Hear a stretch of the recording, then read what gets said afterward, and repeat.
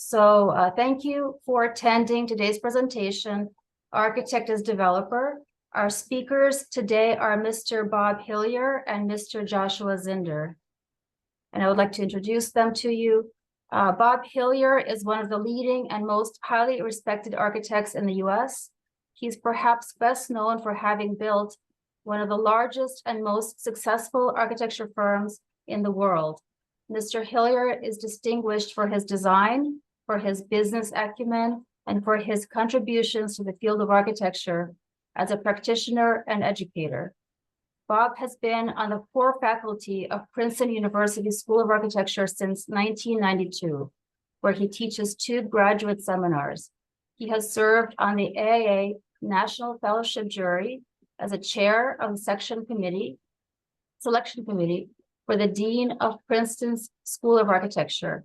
He is the recipient of over 350 individual honors and awards, including an honorary doctorate of humane letters from NJIT and an honorary MBA from Bryant University. Other honors include the Legacy Award from the Urban Land Institute and the AIA's Michael Graves Lifetime Achievement Award and the President's Medal from NJIT. I would also like to introduce you to Joshua Zinder.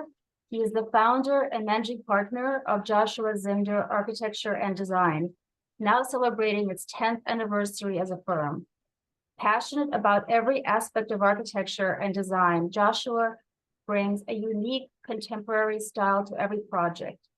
His architectural approach blends an affinity for traditional materials with a commitment to appropriate design, allowing every project to reflect a sense of purpose, place, and context. The AIA New Jersey named Joshua as Architect of the Year in 2013, and his firm as 2014 Firm of the Year. Currently, the firm is involved in projects for 3 universities in New Jersey, Princeton, Rowan, and Rutgers, and for 3 synagogues in Texas, New Jersey, and New York. He is a past president of New Jersey AIA and currently serves on numerous national and state level committees. And now, please welcome our presenters. Josh. Thanks, Alina. Thanks everyone for having us this evening. We're gonna jump right in. Here we have the learning objectives. I think it's probably better for all of us that I not read that. But in general, we're going to talk about, architect as or architect also as a developer, in addition to the architecture work we do and the benefits, pros and cons of being a developer on your work. So this is my father. I guess we all learn and model our parents and our mentors. My father was a transportation attorney who leveraged his experience to buy school buses, taxi companies, and even a small airline at one time. Pioneer School Buses was his first bus company. And at one time, it provided school buses for all 5 boroughs in New York City. He floundered in many of his other investments, real estate, communications, technology, and yes, investments, development are all risky. You have the risk of failing, you can lose money, you can, there are definitely challenges to be had. But as a result of those failures, my father always said that you should invest in what you know. You can be your own best advisor, you can guide others, and you can leverage people with your experience. And he would tell me this over and over again. He would say, as a professional, a lawyer or an architect, you will always hit a salary ceiling. Investment will let you create generational wealth and will allow you to live how you want to live. It's not an easy thing to do, but if you are savvy about it, if you're savvy about what you have to offer, you can do it. And continue. So leverage your experience. As designers, architects know their projects best. We all know the details. We understand how they work better than anyone. And I think our clients come to us for that reason and recognize that. We're the best ones at crafting stories for approvals and conveying it to the public. And our clients clearly know this. All of these things build confidence, in the projects we do. And we understand budgets and how to build things, because if we didn't, we wouldn't be doing it. And that's sort of a core. Those three elements are really critical in putting together any development. And all of these are valuable propositions for potential partners and for lending institutions. They all see this as a value add. So it's a value proposition that makes an architect the ideal person to develop a property. We add value and we build confidence. It also allows us to get multiple income streams. We can get architecture fees, we can get a developer fee, and we can get steady income from the investment long term. And for others, they see our experience as a value add. We bring many of the components that developers and lending institutions are always looking for. And it's just from the experience we already have. So the first thing you really have to start with is a pro forma. I mean, clearly, as architects, we dream, we have designs, we have concepts, but in order to validate that, you need a cash flow pro forma that works. And yes, there's a lot of text here, so I don't know that you need to all read it, but the first step, in any project is the cash flow pro forma. And here are some reasons why it's important to a deal. Pro formas create financial projection into the future. They identify the risks of whether the project is going to be viable or not. They identify the attractiveness of a development. Lenders require pro formas, and a good one can tip the balance in your favor. Pro formas can assist in your tax planning as well. Pro formas can benchmark and illustrate comparisons to other properties, explore different assumptions and scenarios, and can adjust as your design does. A good pro forma is flexible. They're a valuable negotiating tool for investors and lenders, and they are a good tool to manage an asset into the future. They illustrate financial outcomes. And the bottom line is that a pro forma helps you and others understand and optimize your potential investment. These projects that you're trying to do, for everyone else, for you, it might be a great design. You might be passionate about the project, passionate about the community, but for anyone else coming into it, they want to know that they're going to make money, and a cash flow pro forma is going to illustrate that for them. So a pro forma, is the project worth doing? You've illustrated it. Is it worth doing? If the answer is yes, you go on to the next step. If it's no, then you have to modify something. You have to modify the numbers, incomes, the expenses, the income. You have to modify maybe something you're doing in your design, and then go back to it and repeat.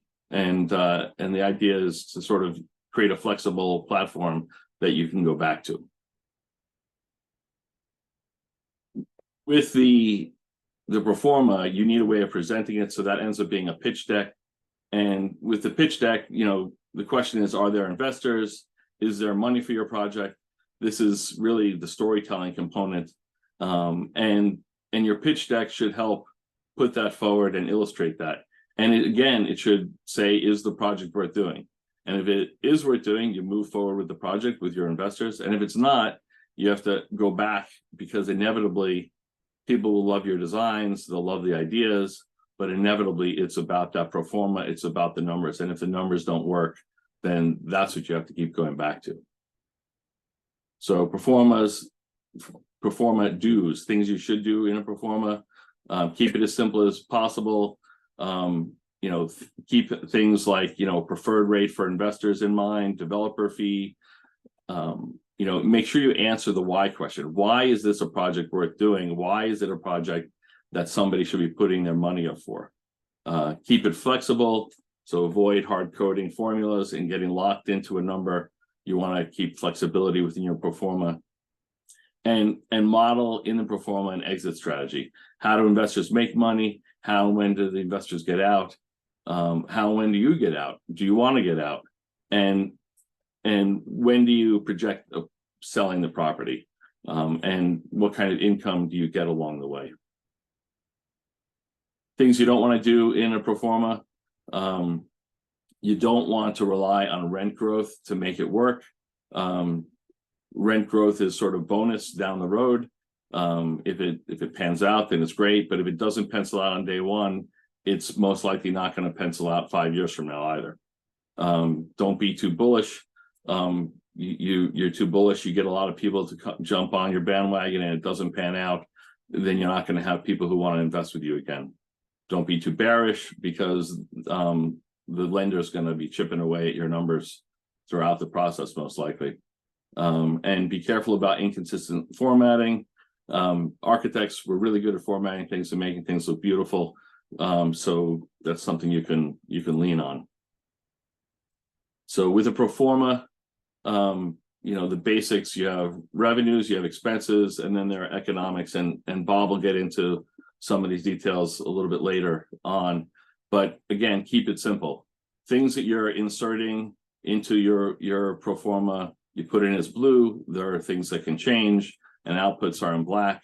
And never use red in a pro forma. It's guaranteed death knell. And so you just want to avoid that. Doesn't matter how beautiful it might make your pro forma look. Keep it simple. So presentation or pitch decks, what things to do. Make sure you tell a story. Architects were good storytellers, but it's very important that come through in the graphics you have in there and in the text you have. Show a lot of pictures. We are architects. A picture is worth 1,000 words. Keep that in mind. It's very important. And make the returns easy to understand. You don't have to put your entire pro forma in the pitch deck. You're going to be giving it to any investor eventually anyway. Things you don't want to do in the pitch deck. Don't overwhelm them with too many numbers, as I just said. Inevitably, they're going to be reviewing your pro forma. They're going to be digging down through the details if they're going to be investing with you. Be careful about making things too glitzy. Inconsistent fonts and formatting often confuses people, even though you hope it wouldn't. And don't make claims that you can't substantiate. Projections and things like that you can't back up. Avoid doing. People won't come back to your table again, even if they don't invest with you on this project. You want to be able to talk to them about the next one. And if you put unsubstantiated claims in there, then they're not going to come back. So a couple of case studies. This is 30 McLean Street in Princeton. It's the old Masonic Lodge. You can see a picture of it down on the bottom right. The bottom floor windows had all been blocked up. It was really not in great shape. And we converted it from the Masonic Lodge into 10 apartments. And there are 2 affordable units in it. And we added a stair and elevator tower outside in order to preserve the historic envelope of the building. And we really gutted the entire inside, kept the roof, but everything else came out. And then another thing to keep in mind is, your projects are, because you're investing in it, you're a part of the community. So it's important that you build community around your project. So, we've kept in contact with the Masons. And we set up tours for them when the building was completed. And we've done everything we can to sort of engage the local historic community as well with the building. And actually, thanks to Bob's office and their help, they put up a historic plaque. So, that kind of community engagement is very important. This is 197 and 205 Witherspoon Street. So there are actually 4 structures existing on this property, and we renovated the retail space and the apartments that are in here in all of these buildings, and the property is successful just on the simple renovations we did. It's making money, and so now our investment team is looking at the next step, which is building another 8 apartments in the back. and we're just starting the design work on it now. This is pre-design, I would say, for that addition in the back, but that's conceptually what we'll be looking at. And an investment project, as a developer, you don't have to be doing a very large project. You can do a single family home. There's nothing wrong with that. If you find an opportunity and if you think it has the potential for you to make money, then you should be going down that road. In this case, it's a project we're working on now, where I purchased the property and we're looking to build this house on the property.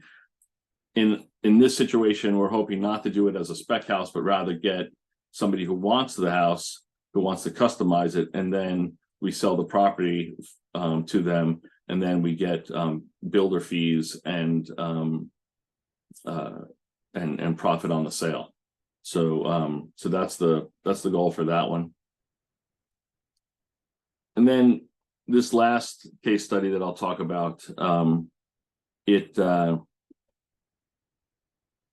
guess to a certain extent, every architect wants to build their own office and do their own office. So we bought this building 2 years ago now, and this is sort of a sample pitch deck that we're putting together. It's really in process, so some elements are up to date and some are not quite there yet, but I'll show you where things are.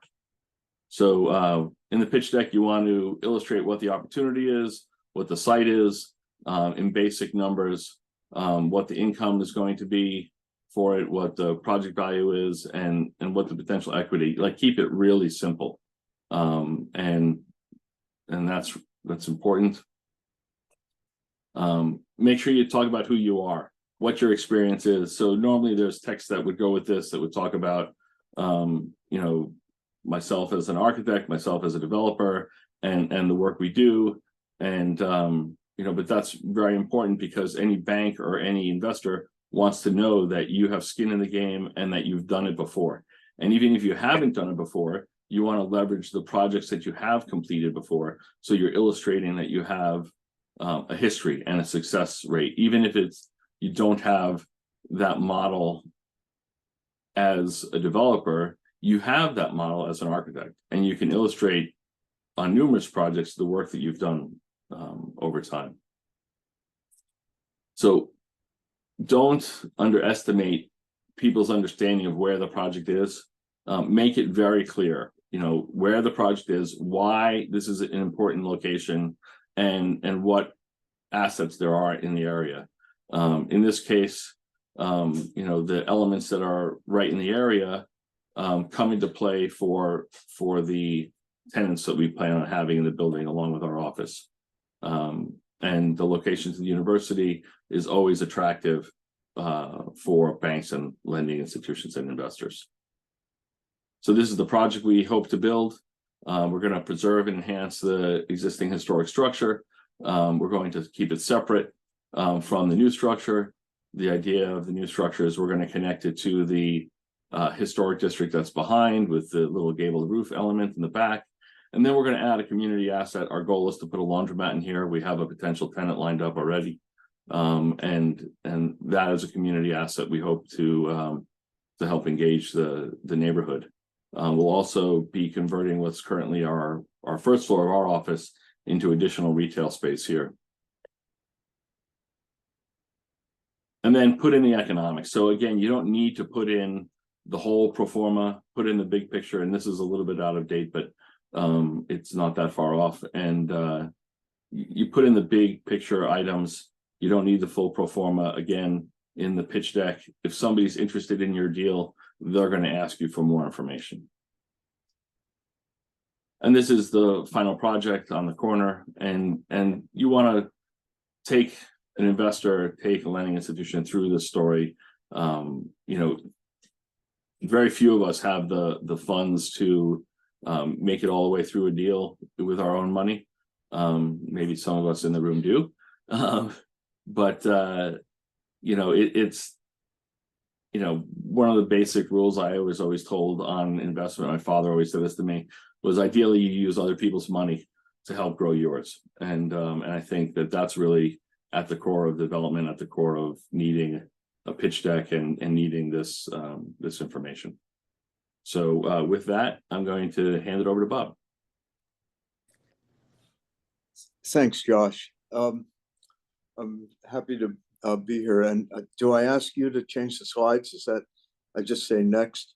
Okay, before we change the slides, I just want to tell you that architects have the wonderful advantage of seeing opportunities in property that a lot of people can't see, and often developers don't see. And what I'm going to show you is a set of, I've done about 25 different development projects in my career. And I'm going to show you ones where there was an unusual circumstance and I took advantage of it and actually did very well with it. I believe that architects should be developers because without interrupting your practice, my practice is still going and it's been 57 years. And we still do about 60 to 70% of our work is architecture, and the other 20 to 30% is new development projects. Most of which we financed ourselves, and we have a couple where we have used outside investors, and I'll show those to you also. So this one is the first one. Next slide.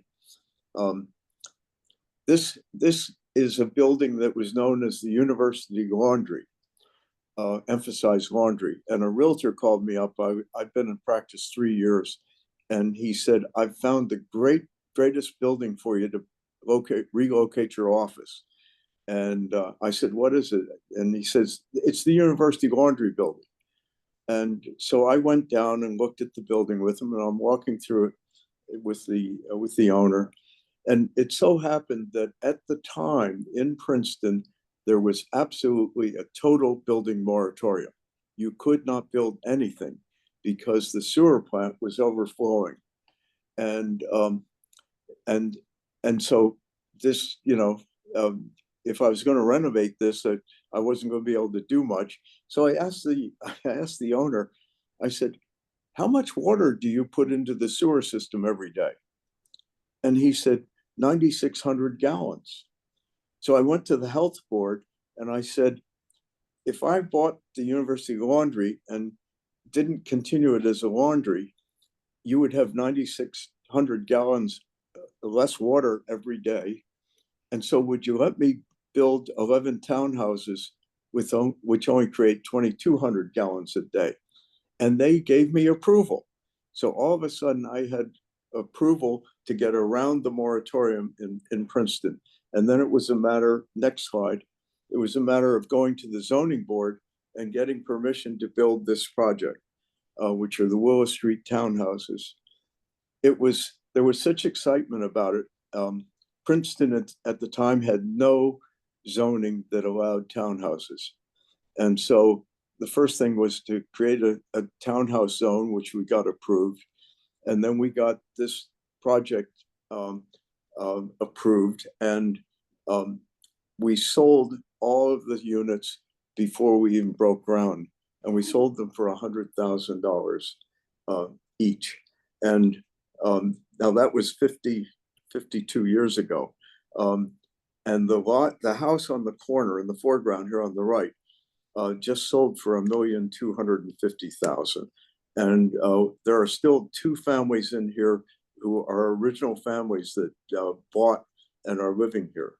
Incidentally, right behind this project, about 10 years later, there was an auto body shop called South's Garage.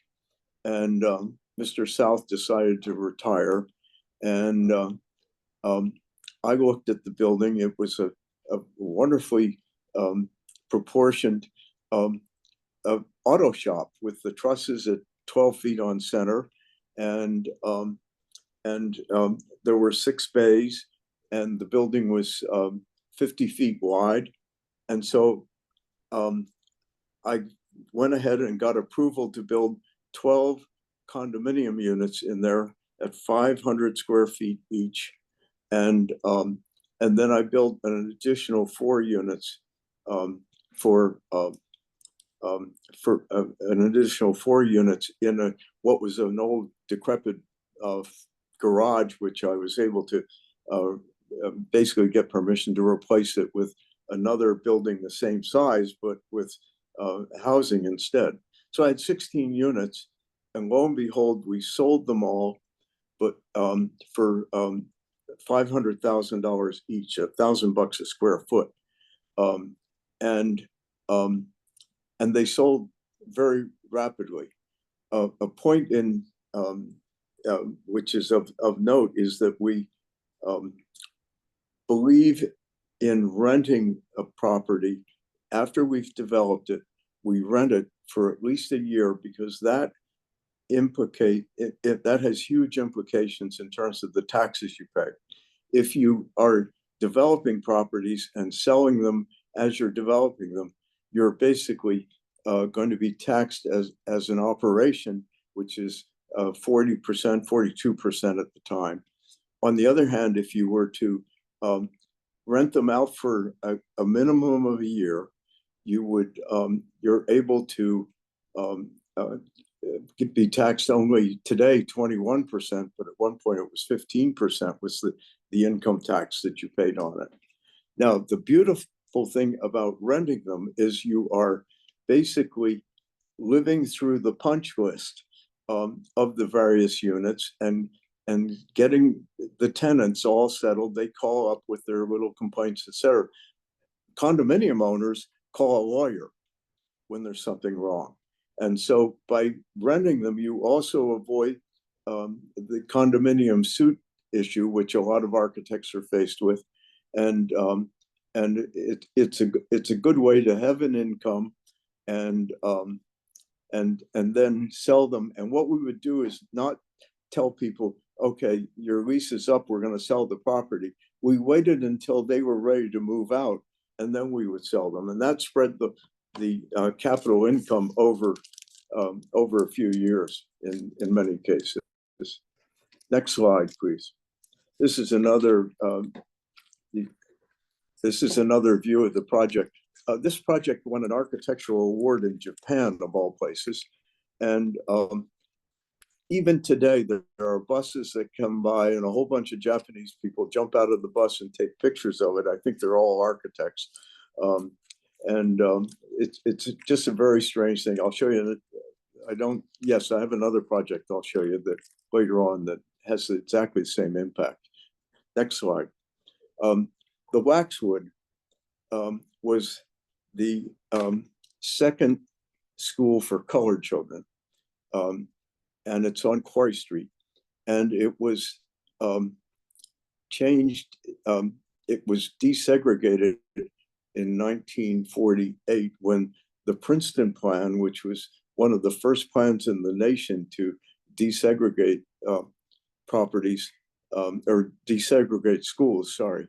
And so this property was for sale, and we ended up buying it. It had been a nursing home, and as a nursing home, the windows are a key element here.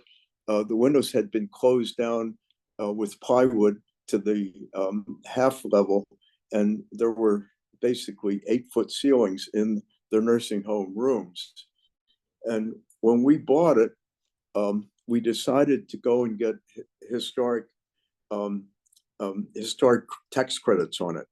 Historic tax credits give you 20% of the cost of the project as the cost of the construction, not the land purchase. And it gives you 20% as a tax credit. And what you can do actually is sell those tax credits for about 90 cents on the dollar to people who need a tax credit. We were able to get this on the National Historic Registry as the first integrated school in the country. And it has a historic plaque on it. Now, the next slide, please. And the biggest contract that we had in renovating this building was the contract for the windows. And we were able to get a shop in New Hampshire to rebuild these windows exactly like the original windows had been built, but such that we could put thermophane in them.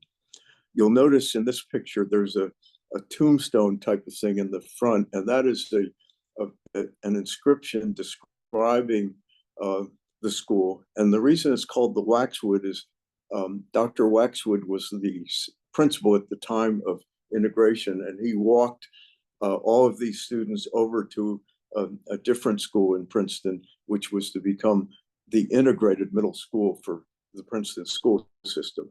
Next slide, please.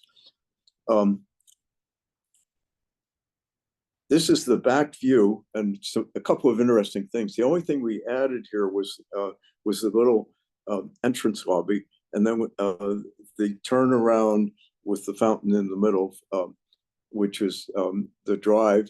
There was a discussion with the neighborhood about which way the driveway should go, whether it should be two-way or one-way, and there was a definite concern in the neighborhood that it be one way so that the traffic would not go on to the very small and narrow John Street where Josh's project is located, but would direct traffic onto Witherspoon Street, which is a much bigger and more ample street. The other thing that's worth noting is that we got special permission from the historic people to put those 3 dormers on the back. And that is because the attic of this building was just beautiful timber structures. And those are the bedrooms for the 3, they're walk-up bedrooms for the 3 apartments that face the back of the property. And so the historic people allowed us to do that. When you're working with historic preservation, the key is that the view of the building from the right-of-way, the public right-of-way, should not change. This one had 2 rights-of-ways, and that's why we needed special permission to put these dormers in. Next slide, please. The McCosh House is President McCosh's house, and it used to be located on the Princeton campus. It was then moved to Prospect Street, where it became Quadrangle Club, one of the eating clubs. And then from Prospect Street, it was moved to a 1-acre total block on Nassau Street.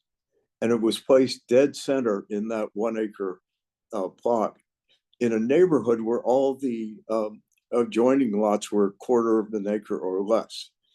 And so the people were trying to sell this house, and they could not sell it because it was 1 acre of property on Nassau Street, very valuable, and it had this wonderful old house on it.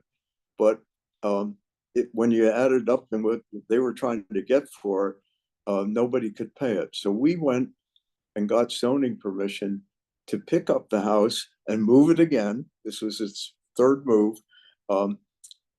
And we picked it up and moved it 26 feet, cost $1,000 a foot, in case you're interested in miles per gallon. And I want to point out something to you. Look at the window. This house was designed by McKim, Mead and White in Boston. And you notice the columns on the porch in the far background on the far right. All of the columns in this house were wooden, and they were hand-carved Corinthian columns, and they were all rotten, which is why the 2 are missing or the 4 are missing on the front of this portico. So we picked it up and moved it, and now the next slide shows you the end result of this. That is the house as it is today. Notice the window. That window cost $9,000, but that is the original window that McKim, Mead and White had on their drawings. And the people who were trying to sell it had gone to that as a cheap solution to a window that was deteriorating. So we had this window built, and you notice the columns? We took the columns and we cast the Corinthian heads on them, and then we cast the columns. And these are all aluminum columns, and yet it's a perfect historic restoration. And you'll notice in the background, there are some townhouses. And next slide, please. There are 12. There are 12, and this was when the project was just finished. The trees today are full grown and shading this house, but this was, about 6 months after it was finished, and the trees are just twigs. And these were 8 townhouses here, and then another 4 that we had on Nassau Street. So that, and that is what we did with the property. Today, the house just sold this week for $2 million, the main McCosh house, and then these other houses have been selling for about 900,000, just under $1 million, because of the extra tax you have to pay in New Jersey for any house over $1 million. Now the next slide is One Markham, which is a very interesting story. There was a lawyer in town who bought a property on Nassau Street, right adjoining the house I just showed you. This is the next property over, with Markham Road in between. And his name was Timothy Sheehan, and he was building this office building, and it was against zoning. And he said, it's a residential neighborhood. I can build what it's a commercial street. I can build an office building, even though the zoning is residential. And Red Glover, who was the building inspector, kept fining him $1,000 a day for every time that he was violating or continuing his construction. And so at one point, he asked Red Glover, why are you doing this? He said, it's very dangerous. The site is dangerous. You shouldn't have it this way. It's not fenced, etc. And so Timothy Sheehan painted all the plywood schoolhouse yellow, really as a joke. But anyway, the joke ended when I got a confidential call from the town engineer that the building was going into foreclosure. And he gave me the name of the bank. And I went to New Brunswick and I bought this building from the bank for $400,000. And the next slide, please. We converted it into a 17-unit condominium. And these today are selling also for just under $1 million a piece. The next slide shows you some interesting aspects of it, which is that we had 17 units, but underneath, you see the ramp going down to the garage. Underneath there were 27 parking spaces underground. And so this is underground parking. Elevators go up to the condominiums above. And it's been a very successful project, fully occupied the whole time. The next project, I have to comment on everything I just showed you. We did all of it with our own money, because they weren't big projects, but we made a good bit of money on them.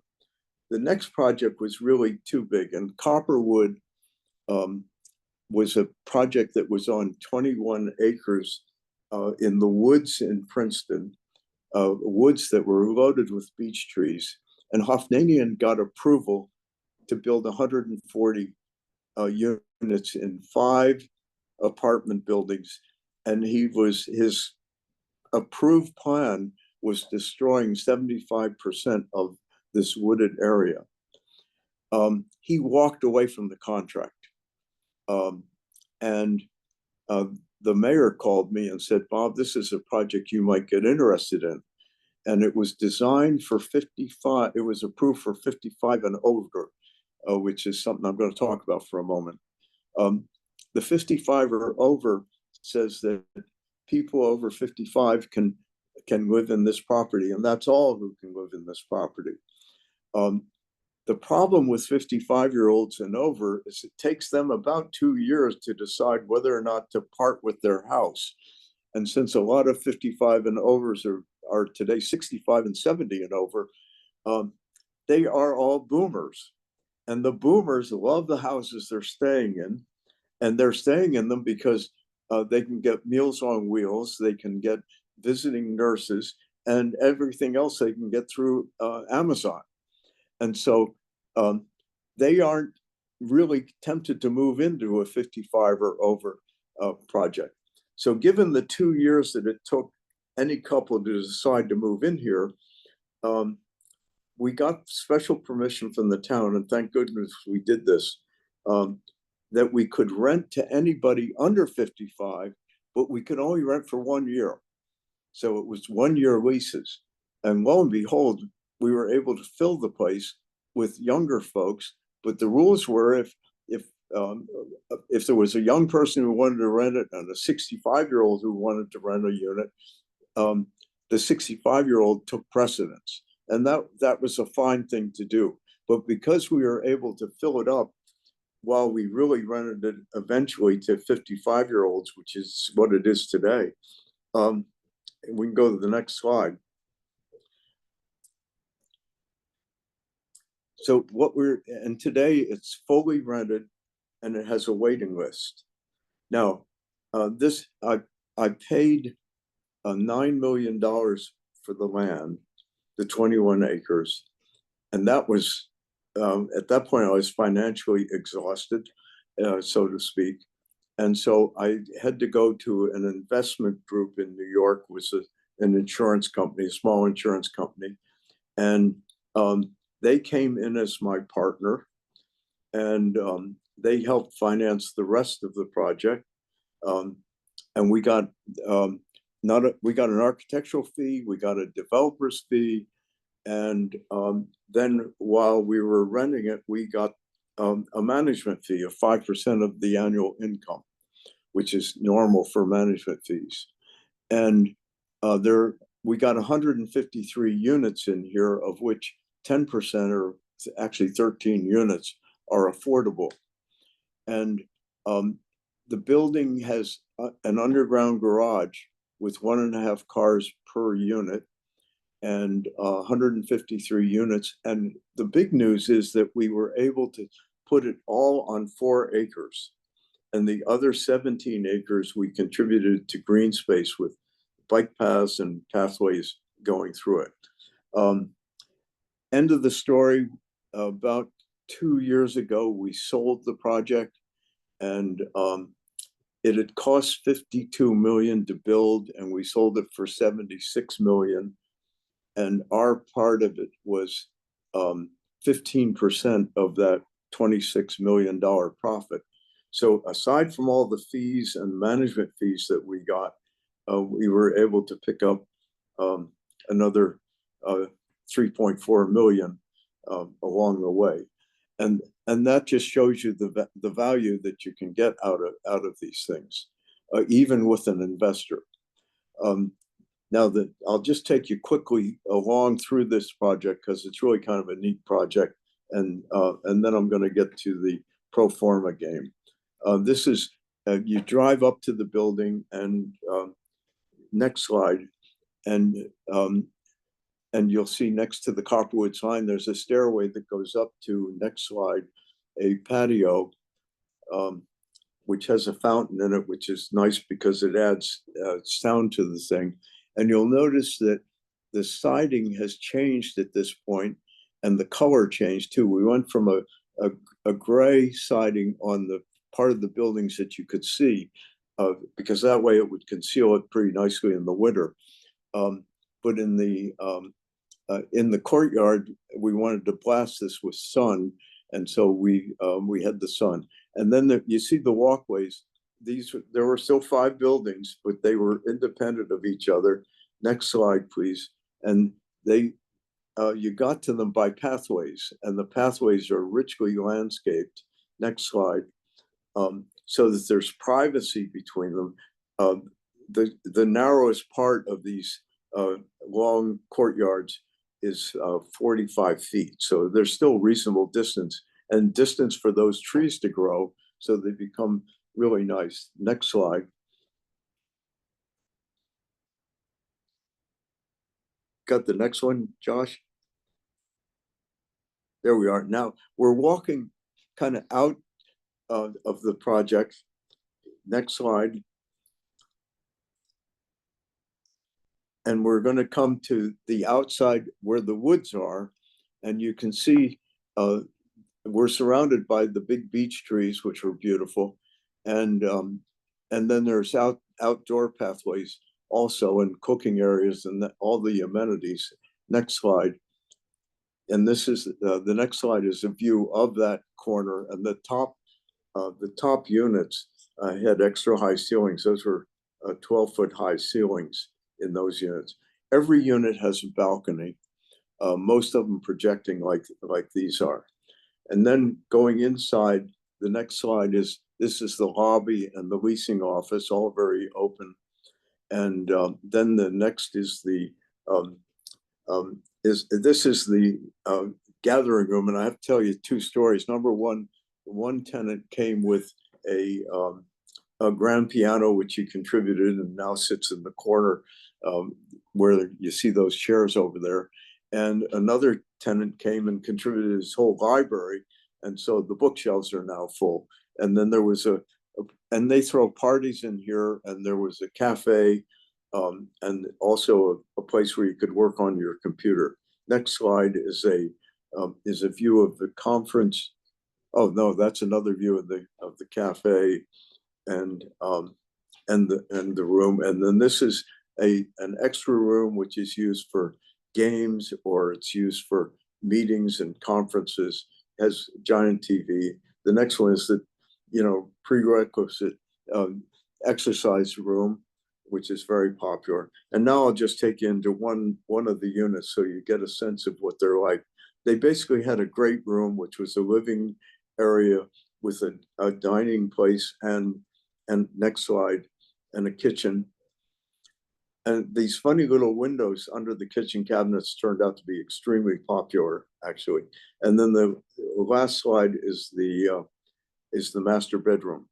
So you can see these are big units, and the lowest rents on them are about $3,600 now, and the highest rents are over $5,000 a month. And now I'm going to talk about the pro forma. What I've done here is created a pro forma that tells you a lot of things about how to calculate it. And on the left side, you'll see it's a blank one, and on the right side is an actual calculation. So if you follow the instructions, it'll, like, if you see under D, it'll say add A plus B plus C, and you get so many square feet in the building. And this is for an 8-unit apartment building. Half of them are 1-bedrooms and the other half are 2-bedroom units. And so then you do the cost of the building, and we all know how to do that. And the maximum price site you should pay, and apartments go for, depending on where they're located, for different rates, generally from 25 up to 75,000 per unit, depending on the neighborhood. And I'm going to talk about that a little later. So you get a total project cost here of $2,580,000. And then the capital required, there's 20% required, which means if you're going to be the lead investor, you can just put $516,000 into it, and then go borrow $2,064,000 from a bank. Or you can just say, I'm going to put in my fees, and you go and you get some investors to come along and give you this money as the equity. And then you go and do the projected revenue, which is Josh was talking to you about. And here you can see the revenue, plus there's revenue on the storage space, there's revenue on parking. At the Waxwood, or at Copperwood, we're now getting $150 a month per car. And then you see the total revenue, and you have to include a 15 or a 5% vacancy factor. So your gross revenue is $361,000. Next, the next slide. Now, the annual operating expenses, you have the taxes, and then you have insurance, repairs, janitorial, and then utilities. you're not paying the utilities on the apartments, but you are paying general utility costs for the whole building, like the corridors that are with the exit signs that have to be on, et cetera. And against this, you then have a mortgage payment, and the length of the mortgage, which can be generally they're 25 to 30 years, and the interest rate, which is now, believe it or not, 8.6%. But I use 5.5, which is a much more normal interest rate for this model. And then the annual, and this is key, you can just go on Google and go to bank rate dash mortgage calculator, and it'll tell you right away whether you put in the number of years you want the mortgage, and it'll tell you what the monthly mortgage payment's going to be. And you multiply that by 12 months, and that's where you get your annual mortgage expense. It's really simple. It's so user-friendly. And then you have something called the depreciation expense. And that is taking the cost of the building, you can't include the land, just the building, and you divide it by 31 years. This is the government estimate on what it is. And what that does is that becomes an expense also on the property. So we'll go to the next slide. I hope there's the next one. There it is. And you see, this is now the pro forma.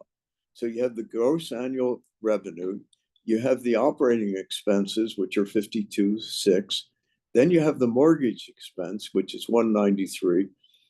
And then you have the depreciation expense. So your net taxable income is only 39,798. Doesn't seem like it's worthwhile. But the income tax on that is 21%,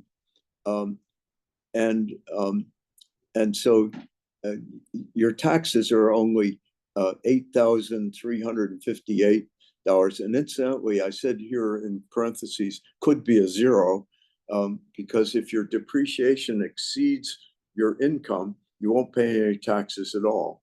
So your net return is $31,440.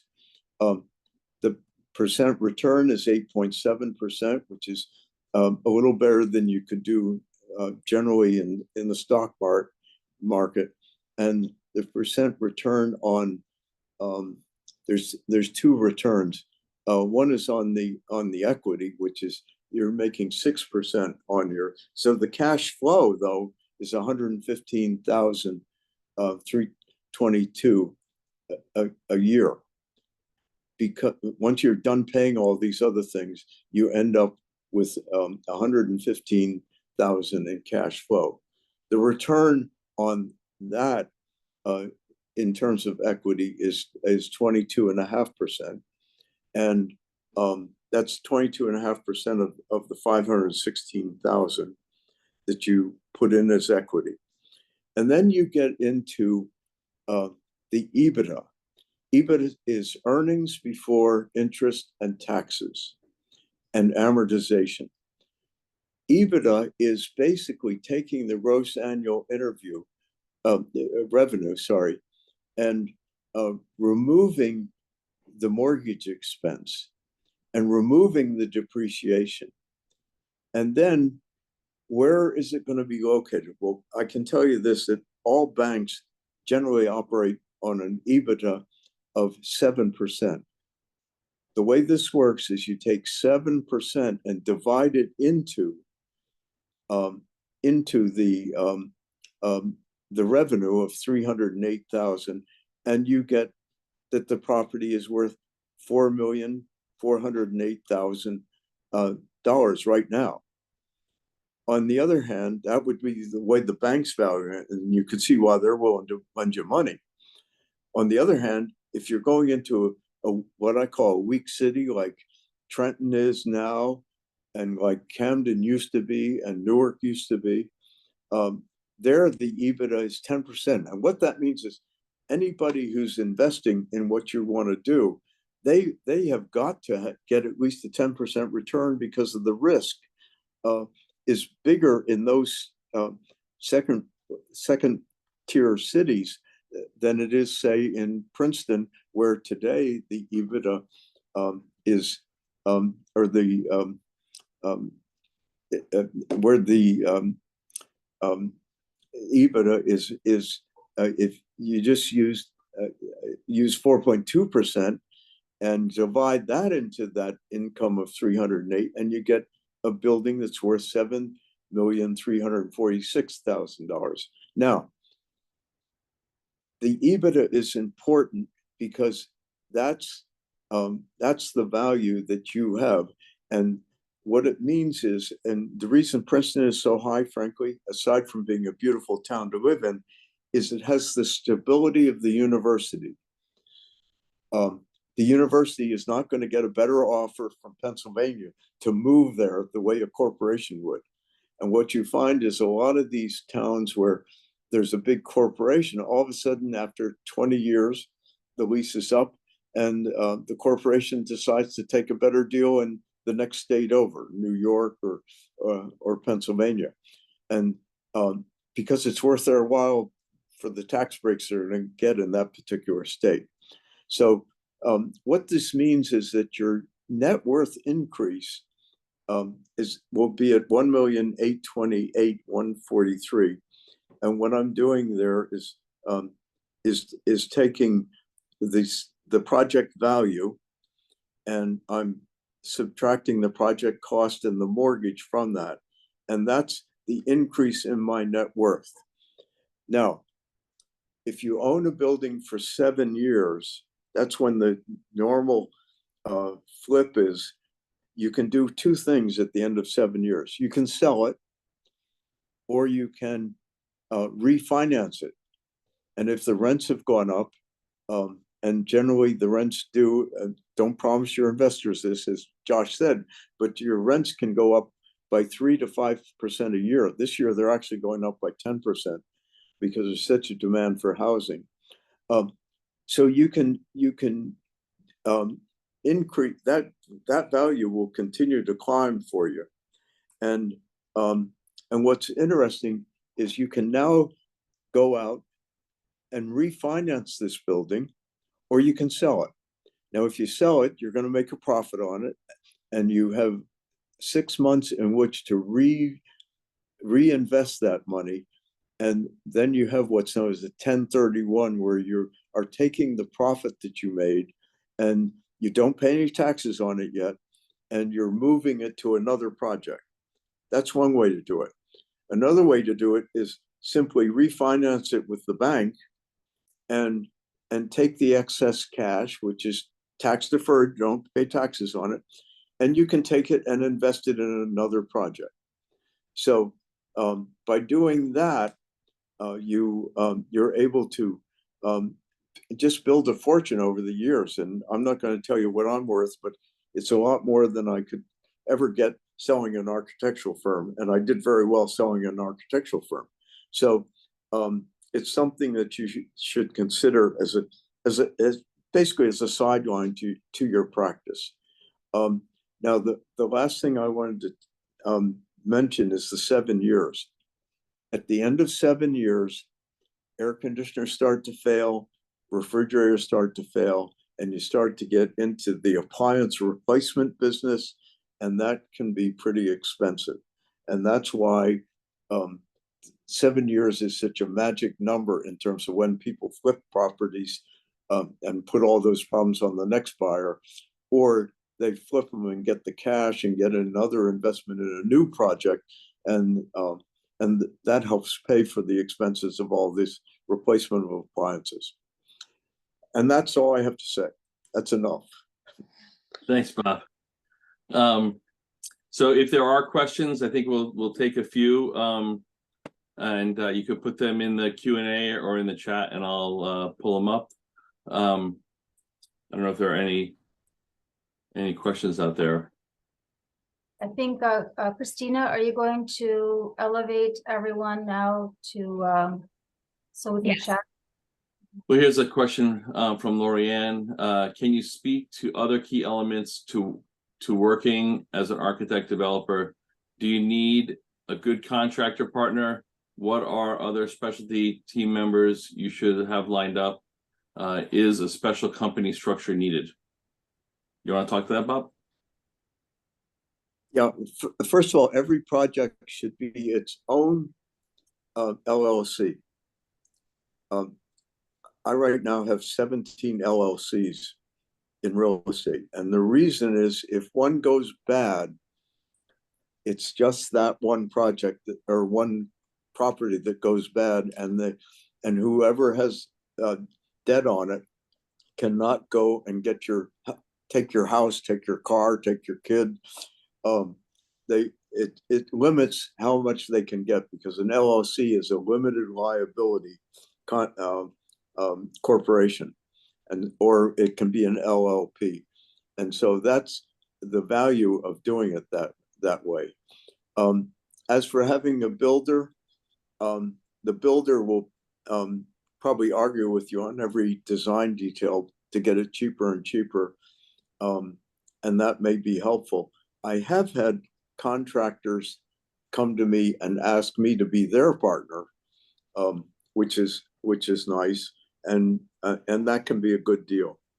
But I'm not sure about inviting builders in as my contractor. I'd rather just have investors. Yeah, and for us on some of our projects, we've actually asked builders to come in as investment partners, and so they had skin in the game. We had skin in the game, and that actually allowed for considerable trust in balancing out. Everyone was looking at the bottom line, and they recognize the design is valuable, and then we recognize their work is valuable too. So everyone was focused on the same thing. What other specialty team members should you have lined up? Anyone you can think of, Bob? We haven't worked with any other partners. I mean, every project is different, just like every client is different, and every site's different. So we tend to just seize the opportunity and move on that opportunity. Often we have to move quickly, as some of the ones I was showing you. That's exactly what we did, and so I'm getting at a point right now. We have 17 properties on Witherspoon Street, and we're going to have a renaissance of Witherspoon Street. And I think I am going to need investors on that.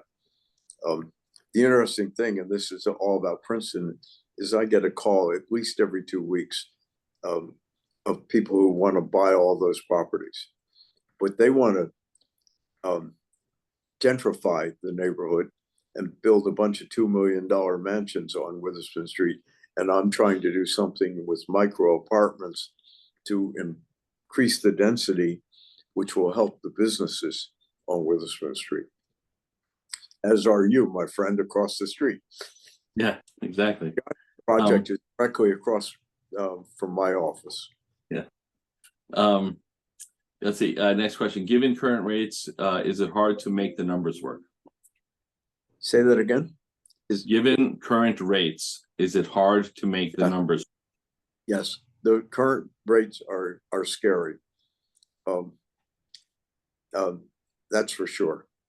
Yeah, now, we have found some banks that are willing to lend at 0.5% under prime, which is a lot better than 8.6%, which is what mortgages are going for.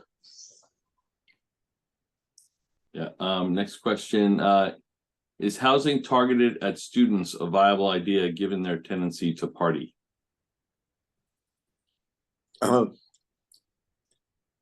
My experience, we had one project with a student whose mom was very wealthy, and she bought him a condo that we had done, and he started to throw parties like crazy, and the neighbors all complained.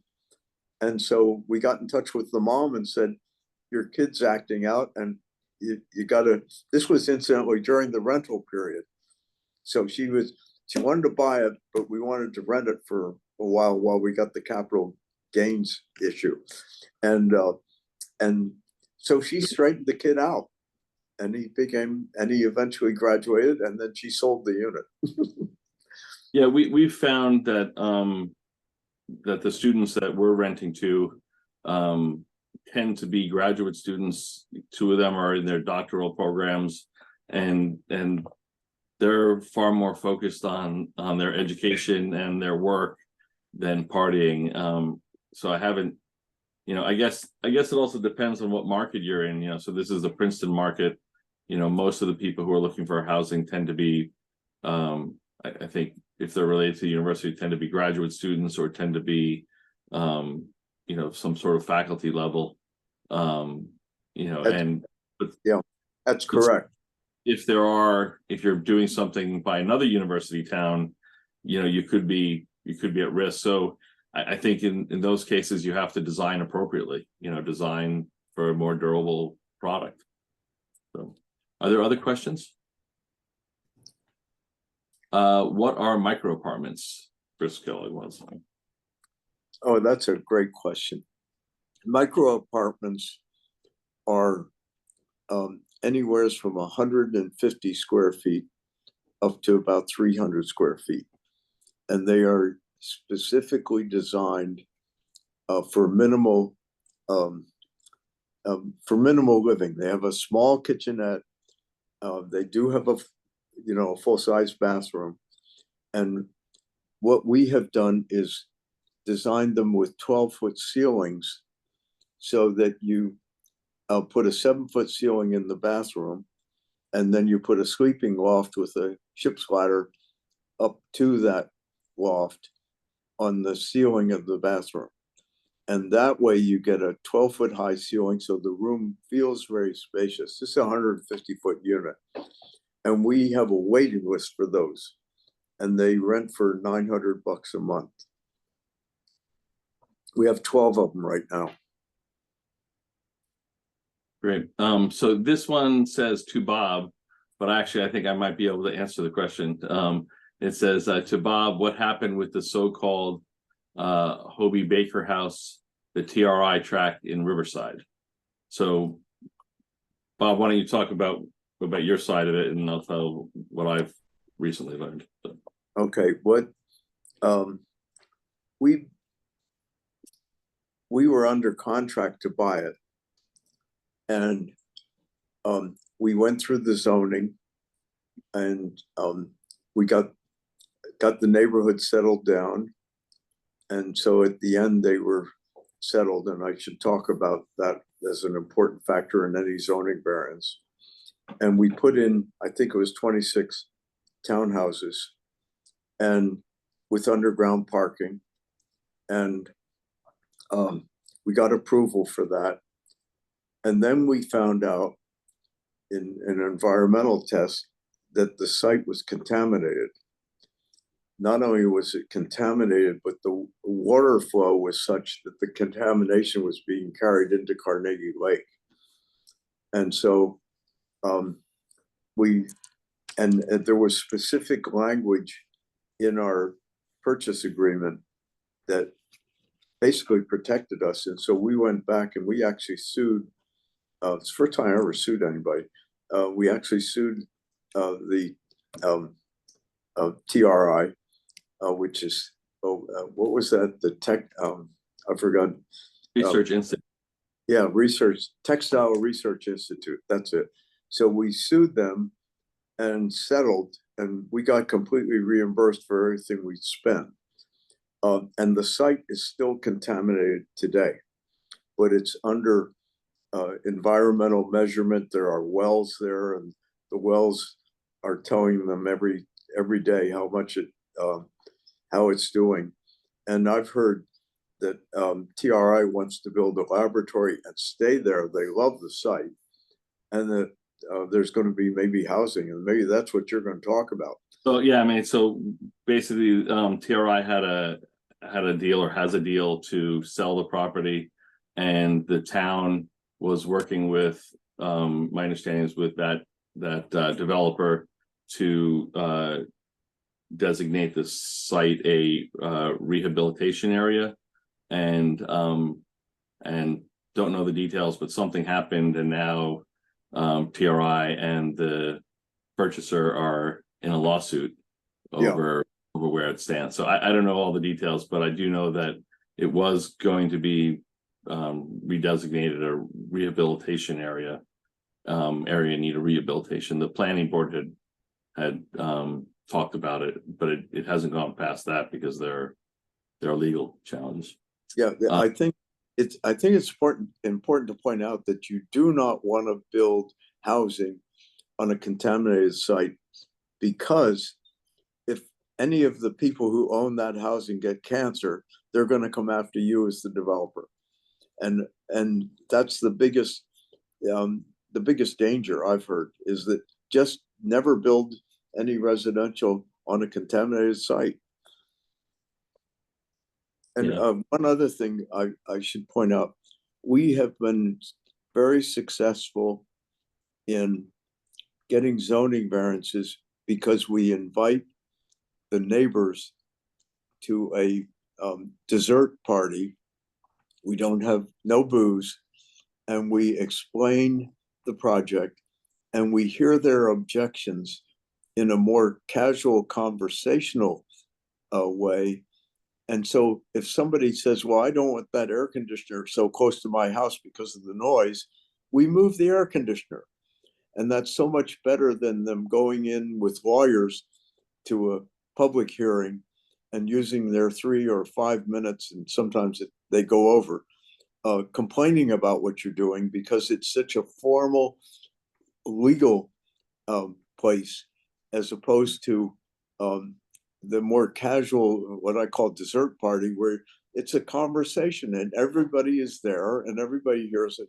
And I've been to so many initial meetings where they, what's on your mind, young man, or now old man, and then I tell them, and then they start to raise questions, and we answer all the questions, and we have maybe 2 or 3 meetings, and by the time the hearing comes, they come out and support it, because they now believe in the project and believe it's going to enhance their properties rather than be a detriment to it. The biggest thing which you have no control over as the architect is the traffic. And that is, the traffic is always an issue, frankly. And the beauty of working in downtown Princeton, where it's a walkable community, the reason you can do a micro unit is the library's 5 minutes away, YMCA is 5 minutes away, there are 24 restaurants 5 minutes away, and the campus is 5 minutes away. So what do I need a great big apartment for? At $5 a square foot?